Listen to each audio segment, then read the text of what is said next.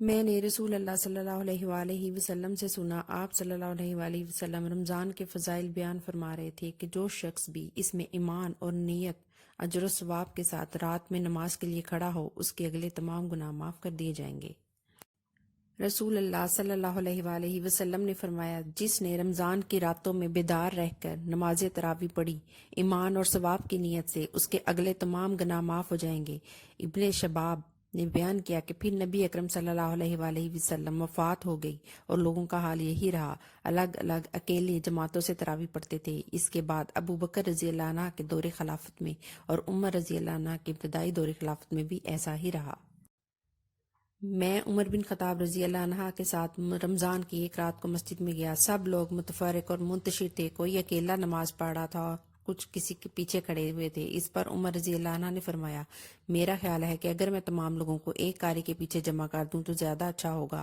چنانچہ آپ نے یہ ٹھان کر ابی ابن کعب رضی اللہ عنہ کو ان کا امام بنا دیا۔ پھر ایک رات جو میں نے ان کے ساتھ نکلا تو دیکھا کہ لوگ اپنے امام کے پیچھے نماز تراویح پڑھ رہے ہیں۔ حضرت عمر رضی اللہ عنہ نے فرمایا، یہ نیا طریقہ بہتر اور مناسب ہے، اور رات کا وہ حصہ جس میں یہ لوگ سو جاتے ہیں اس حصے سے بہتر اور افضل ہے جس میں یہ نماز پڑھتے ہیں۔ آپ کی مراد رات کے آخری حصے کی فضیلت سے تھی، کیونکہ لوگ یہ نماز رات کے شروع میں ہی پڑھ لیتے تھے۔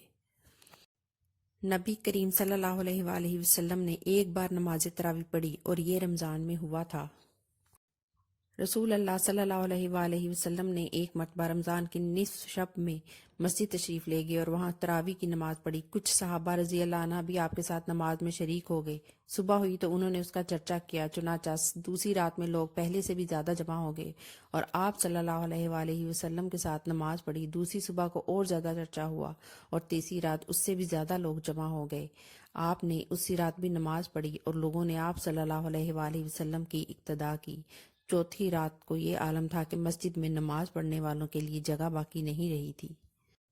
لیکن اس رات آپ برآمد ہی نہیں ہوئے، بلکہ صبح کی نماز کے لیے باہر تشریف لائے۔ جب نماز پڑھ لی تو لوگوں کی طرف متوجہ ہو کر شہادت کے بعد فرمایا، اما بعد، تمہارے یہاں جمع ہونے کا مجھے علم تھا، لیکن مجھے خوف اس کا ہوا کہ کہیں یہ نماز تم پر فرض نہ کر دی جائے اور پھر تم اس کی ادائیگی سے عاجز ہو جاؤ۔ چنانچہ جب نبی کریم صلی اللہ علیہ وآلہ وسلم کی وفات ہوئی تو یہی کیفیت قائم رہی۔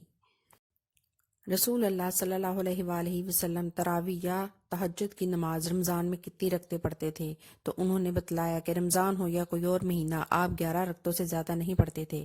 آپ صلی اللہ علیہ وآلہ وسلم پہلی 4 رکعت پڑھتے تو ان کے حسن و خوبی اور طول کا حال نہ پوچھو، پھر 4 رکعت پڑھتے ان کے بھی حسن و خوبی اور طول کا حال نہ پوچھو، آخر میں 3 رکعت وطر پڑھتے تھے۔ میں نے ایک بار پوچھا، یا رسول اللہ، کیا آپ وطر پڑھنے سے پہلے سو جاتے ہیں؟